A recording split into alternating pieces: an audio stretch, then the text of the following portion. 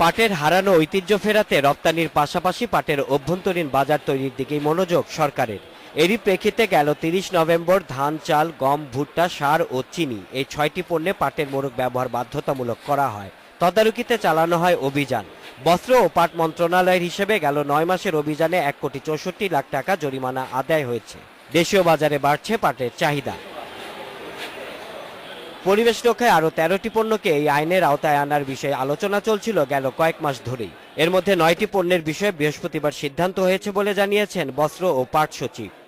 আদা, মরিচ, হলুদ, পেঁয়াজ, রসুন, ডাল, ধনিয়া, আলু এবং ধানের তুষের এই কয়েকটা আইটেম আমরা ৯টা সর্বসম্মত সিদ্ধান্ত হলো। যেহেতু আমরা আজকে সিদ্ধান্ত হলো মিনিটস হয়ে, তারপরে এটা আমরা নোটিফিকেশন করব এবং বিধিমালাতে ঢুকে নোটিফিকেশন, সেটা আশা করি এই ২-৩ সপ্তাহের মধ্যে আমরা কার্যকর করতে পারবো। পাট সচিব জানান, আটা, ময়দা, পোলট্রি ও ফিশ ফিড এই ৪টি পণ্য পাটের বস্তার মাধ্যমে বাজারজাত করতে সমস্যা দেখা দেয় আপাতত এগুলোকে বাইরে রাখা হয়েছে। শর্টের ব্যাগে রাখা হয়, তাইলে এটা কোনো কারণে যদি ওইটার যেভাবে গুণাগুণটা থাকা দরকার নষ্ট হয়ে গেলে তাদের এটা পোলট্রি শিল্প হুমকির সম্মুখীন হতে পারে। এই কথাটা বলে ন্যাচারালি একটা বিবেচনার দাবি রাখে।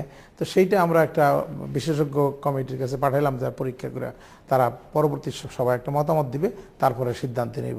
পরিবহনে সমস্যা দেখা দেয় পাটের পাশাপাশি প্লাস্টিকের বস্তায়ও সার বাজারজাত করার বিষয়ে সিদ্ধান্ত হয়েছে। Shaon Hasnat, independent news, Dhaka.